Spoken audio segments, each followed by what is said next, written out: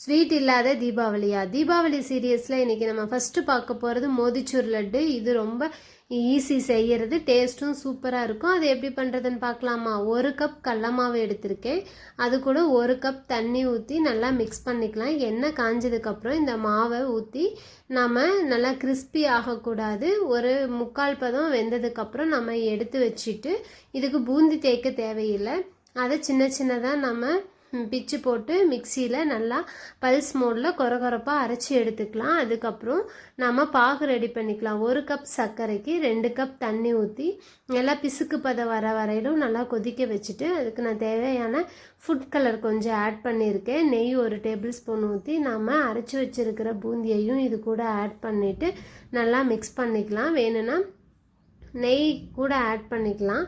Mix பண்ணிவிட்டு வெள்ளரி விதை தூவி நாம் சின்ன சின்ன உருண்டையாக பிடிச்சி எடுத்தோன்னா சூப்பரான மோதிச்சூர் லட்டு ரெடி ஆயிரும். கண்டிப்பாக இந்த தீபாவளிக்கு இதை ட்ரை பண்ணி பாருங்கள், டேஸ்ட்டு சூப்பராக இருக்கும்.